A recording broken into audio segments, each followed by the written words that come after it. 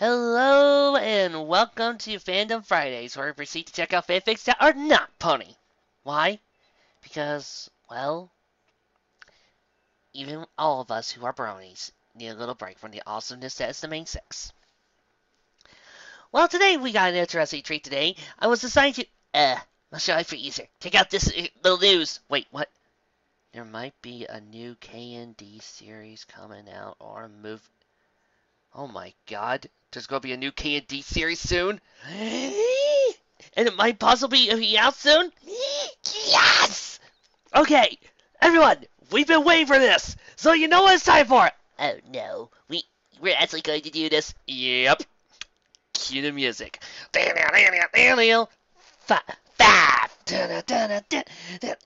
Flashlight. 4. 3. 2. 1. We are the live readers next door! Alright, my apologies. We've been waiting for a long time to do that gag.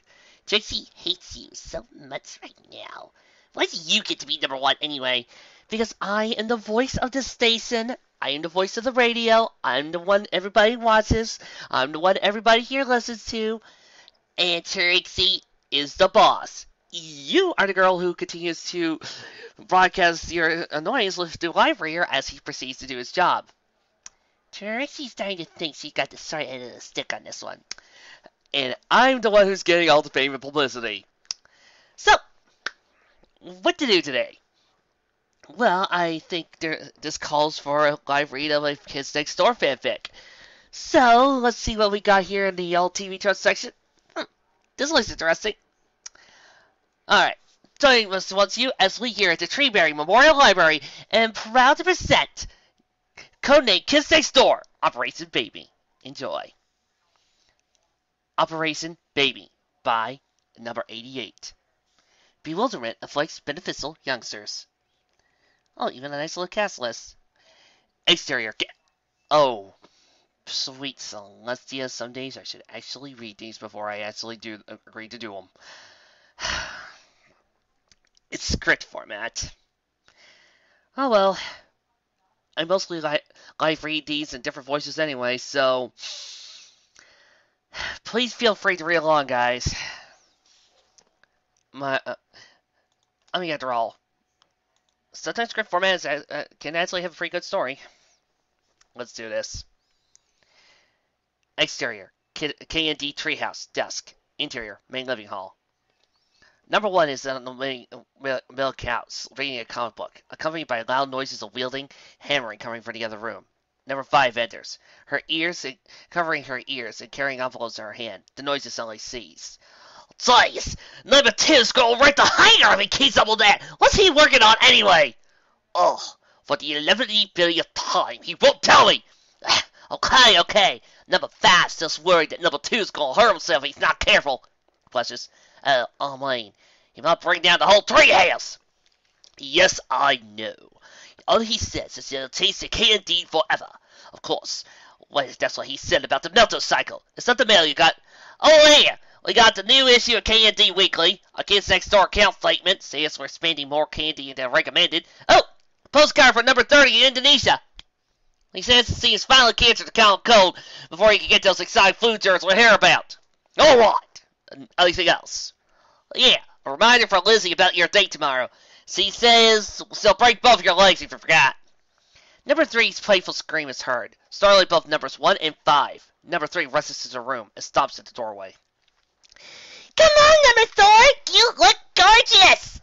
Number 4's angry snarling is heard as number 3 resumes running and giggling. Then number 4 enters the room, his face covered with makeup. Well, that's the last time I take a nap while number 3 is awake! Number 4 chases number 3 to the couch where number 1 is sitting. They both circle it until number 3 stops at one end and number 4 stops at the other. Why do I put up with you, number 3? What do you mean? Every cloudy day, I enjoy your gully girl antics and the sight of your stupid rainbow monkeys. I just don't know why I pack up and transfer to another sector. I think we both know why. Maybe you do. I sure don't. I don't know how much more of this I can take. I feel like I'm going to explode. Suddenly, an explosion is heard coming from the hangar, and number 2 enters the room, covered with grime. Everybody, who here sees number 4 becoming a brony? Raise your hands. I can't see you, but I have a feeling 90% of the people who are listening to this fic are. It works! Interior hangar. Numbers 1 through 5 are standing in front of a large complex machine that looks like an oversized microscope. Number 4 is wiping the make off of his face. It works. Then, what was that explosion we just heard? That was the sound of an object from the future coming from our time. An object from the future? Yes, indeed. Takes out a small flight object. Ah! Number 3 takes the object. Number 4 looks at her. What is this thing? It looks like some sort of electronic pod. Number 1 presses a button, and a holographic projection appears out of nowhere, showing images and letters. Numbers 1, 3, 4, and 5 look on in amazement. Wow! This really is for the future. How does your device work? Well, it comes from a design specs that I managed to steal from the delightful children. It's complicated, but I'll demonstrate by bringing back another object. Hoagie rushes to the control panel and presses several buttons, and a green glow begins to form over a small platform on the floor under the machine's lessons. Suddenly, a blast of green light appears, followed by a loud explosion, creating a mist that covers the platform. Ugh! Can you tell what you're bringing back? Number 2. Well, I haven't gotten that far yet, but this next item should cause us any trouble. Suddenly, the sound of a baby's cry is heard. Hey, what was that? Oh, man. I've really done it this time. Number 2 picks up and shows a baby girl, wearing a pink footy pajamas and black hair with a small ponytail. She has an Asian complexion and a stubby nose. Thump! Thump! And you said using our budget to install the DAW switch was a bad idea. No, I said it was a ridiculous idea. Numbers 1, 4, and 5 look on in amazement, while number 3 is overjoyed. The baby starts to cry again. You brought back a baby! Number 2, still holding the baby. Hey, I didn't think my machine would do this! Hands the baby to Nigel. Here, hold her for a sec. I'm gonna see if I can send her back. Number 2 rushes back to the machine, while number 1 extends his arms, holding the crying baby away from his face. Oh, you mean you don't know if it'll send things back? Here, give it to me! Number 1 hands number 3 the baby, and she stops crying and smiles. Number 4 approaches in bewilderment. Well, she likes you. She sure does! Who's a silly baby? The baby giggles as numbers 1 and 5 step closer. Well, the good news is that my machine can send the baby back to where she came from, but I need to know the exact time and place. How could you not know the time and place? Doesn't your machine tell you? Well, no. I haven't installed this chronometer in the control panel. He takes a small digital watch out of his pocket. But in a couple of days, I'll have it installed. Then we'll know. What? You'll be stuck with a crying baby for a couple of days, however long that is. Number 4, be nice. See? She likes you too. Cookie heads swallowing the baby, who's reaching out to him. He cradles her and smiles. Ah, don't you two look adorable? What? Well, don't get used to it! Number 3 shushes number 4, who looks at the baby, who's asleep. Wally carefully hands Cookie the baby. Looks like it's bedtime. Yes, it's getting kinda late, seeing how we have no alternative. We'll look after this baby until the machine is ready. Goody! I'll keep her in my room. Oh, what about baby supplies? Don't worry. I got a status of that in case of emergency. The kids leave the hangar, and we see the electronic pad on the table, which extends 6 bug-like legs and follows the kids. The next day. Inside the kitchen, number 1 enters the kitchen, where numbers 2, 4, and 5 are sitting at the table eating cereal. Number 3 is feeding the baby girl, who is sitting in a jury-rigged high chair. Thank you, number 2.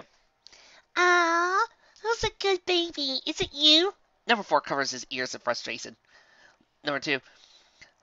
What's your problem?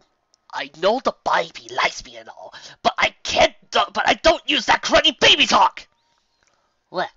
Not even to your baby brother? Well, no! I give that to my mum! Number 1. Don't you worry, number 4. The sooner we can send the baby back to her parents, the better.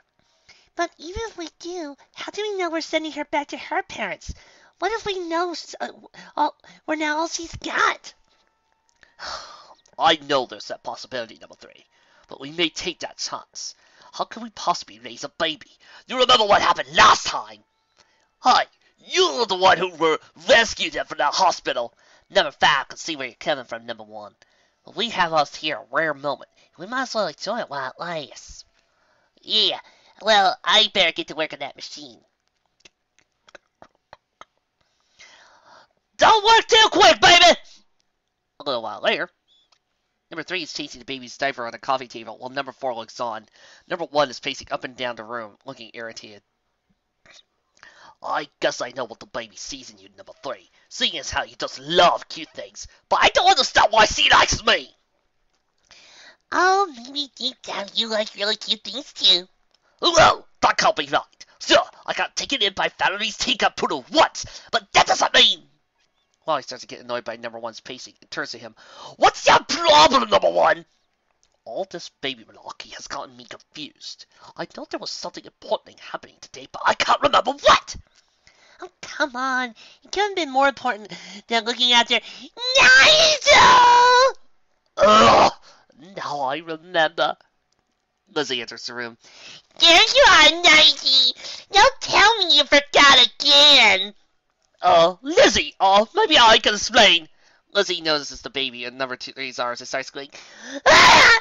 That's a cute baby! Lizzie runs over and picks up the baby from number three's arms. The baby starts to whimper and then cry.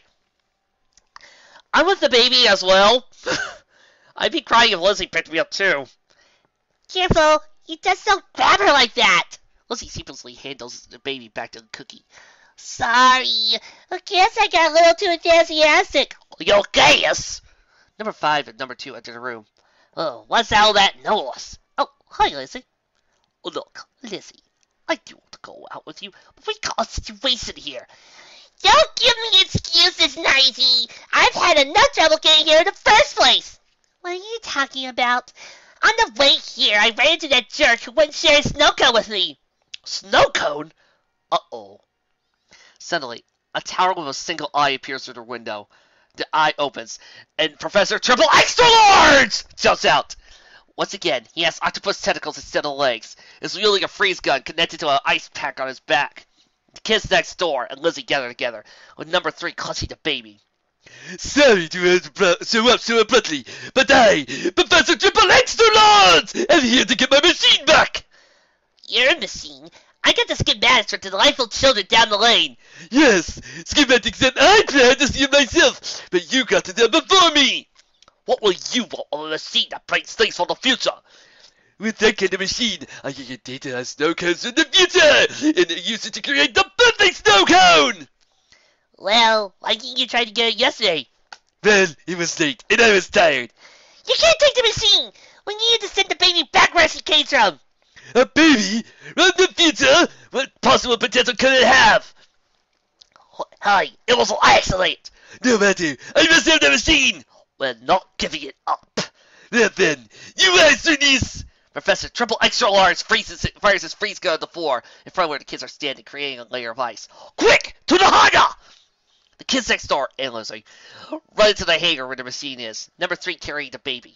Number two locks the door down before it suddenly becomes covered in ice and breaks down. Professor Triple Extra Large enters. I'm going to give you all the worst case of brain freeze you ever had, and then I'll be taking that machine. Hold me, Nike! Suddenly, the machine suddenly comes to life, forming a green portal out of nothing. Out of the portal step two adults, an Asian woman with medium-length black hair and wearing a dark green lady business suit, and a man with short blonde hair wearing khaki slacks and a white polo suit. They are numbers 3 and 4 as adults. No, really, I didn't see that coming. Thank you for defining that for me, Mr. Ryder. The kids next door, Lizzie and Professor Triple Extra Large, all look in astonishment. There you are. The baby, still at number 3 stars, smiles and reaches for the adults. Number 3 then hands the baby to her adult self, who cradles lovingly as adult number 4 approaches and puts his hand on adult Cookie's shoulder. You're her parents. Who are you? Well, you are Cookie. About 18 years from now. What? You mean we were her parents the whole time? Exactly. Little Mickey here instinctively knew who you are, or would be, her parents. So we knew she would want Cookie and Wally at this time. Wait! 2 questions. 1, how did you know where she would wound up? And 2, how did you get here? Well, we knew that she would come here because of the first item you took, namely my electronic notebook. The electronic pad drops from the ceiling. It falls into number two's hands and it retracts his legs. You mean this is yours? Yes! Takes the pad. I had it modified with legs in video recording mode. When you brought it to this time, I left it on video recording mode, which, when it was turned on, so does what Mickey was and taking it on screen at a time. Before Wally and I came into this time, we decided to wait and see how well our younger selves could care for her. Light still leaves the question of how you two got here. We were coming to that. Anyway, Huggy from our time was able to link up an experimental time portal to the residual Carnotaur trail left by this machine, which sent us to this time. We knew we had to intervene when Triple Extra Large! Shut up. Professor Triple Extra Large! Nervously texted to caller. Yeah, Huggy might be having vision troubles now, but he can still work wonders. In fact, he's still in demand with the kids next door. But how did you know you were once kids next door? Wasn't you decommissioned when you turned 13? Well, not exactly. You see, years after you left the Earth, Hulky, Abby, Cookie, and I were able to keep our K&D commissions even after we turned 13. Yeah, the K&D in our time knows full well that they need adult allies. And what better ones than adults who are in the kids next door? The best part is, we have number 30 to thank for that. Oh, I love that episode. Thank you for the fond memories, Vic. Yep, we're not even a secret anymore. I suppose that makes... Wait a minute! What do you mean I left Earth? Didn't Nicey and I get married and have a lot of kids? Did we? I think it might be a time to use it. You're right. Use what? While holding the baby with one arm, adult number 3 reaches into her pocket and pulls out a small cylinder, points it at the kids, and Professor, and activates it. Sunglasses? Causing it to produce a strange light and warbling noise. The kids next door, Lizzie, and everybody with me now, Professor Triple Extra Large! Stare into it, hypnotized. She then turns it off, leaving them standing and staring blankly into space. You know, I think Professor Triple Extra Large is just upset that the K&D took his spot in the episode. Sad thing, Triple Extra Large. You people, the people who know the history of the K&D will get that joke. The rest of you, woo, over the top of your head. Well, you better go now before they wake up. What about the machine? Don't worry. Huggy said that once the portal causes the feedback, it will short-circuit the machine. Makes it look like it never worked. Okay. As they turn to the portal, Cookie takes the baby. Come on, Mickey, let's go home. Yeah, we got Huggy and Happy coming to dinner, and they're bringing their son over. Adult Wally's voice fades as he, Adult Cookie, and the baby fade into the portal. When the portal closes, the machine suddenly starts to spark. Numbers 1 through 5, Lizzie, and Professor Triple Extra Large! Wait for their trance, only to see the machine fizzle and fall apart. Oh, man, it didn't work. No! It's useless! Somebody notices that he's on his lab. Hey, where am I? Professor Triple Extra Large! Somebody notices the K&D, and Lizzie in the hangar with him, all of them eyeing him quizzically. Goodbye! Hastily he rushes out, exasperating. Well, Nicey, if we're done witnessing another one of your teen's failures, it's time we went on our date. Ugh. I feel unclean for doing Lizzie's voice. Oh, whatever it is you're doing, team, carry on! Yeah, I better help clean up this hunk of junk. I'll help. Maybe we can recycle all this into something useful. Yeah, maybe something like a Gatling gun that shoots flaming lima beans! Well, numbers 2 and 5 get to work. Number 3 approaches number 4. So, while you're there busy, want to see my new eyeliner? Cookie takes out a ball of eyeliner and leans towards Wildly. Ah! Get down, clone away from me! Number 4 runs for number 3, who chases him, giggling. Man, I just don't see how he puts up to her. They'll come around. Just you wait. Maybe you're... Hey, do you smell baby powder? D. End transmission. D. Operation Review. Yeah, I decided to say it like that. Oh, this this is pretty hilarious, and I gotta admit, Beyond some of the extra lines lady from number 5, this did play out like a little bit like an episode of the show. My main complaints come from the format in that, God, I hate script format. I really, really do. Look, script format's okay if you're trying to write a script for a radio play, like say what people do for the Fallout Equestria radio play, or if you're trying to write a script for a series, like say Power Rangers Take Flight, but fics are fanfics. They are not meant to be scripts or written like a play. It I don't know if it's just me, but it breaks the flow. And unless you're the type of guy who wants to put in all the emotions, it also kind of removes any emotions in detail. It, it's kind of like this. For me, one of the most emotional moments of Fallout Equestria is the death of Steelhost. Spoilers. And in there, we got a beautiful moment of seeing the characters walking around, tearing up. Now, script format wise, the author would just say, Little Pip, I feel bad. Now, Calamity, you can stay out here with us. It doesn't feel right. Sometimes certain things can't work in a script format, but only if you're actually intending to make it a radio play. This was a problem I had with Sailor Moon Titan. Script formats are okay when they're being made into radio stories, because then you can have actors, music, people to help illustrate the moment, to help bring life to story you're telling. But in a fanfic, no. Just but the characters were in character. Number 5, being her usual self, being the pseudo leader, being the more experienced of the group.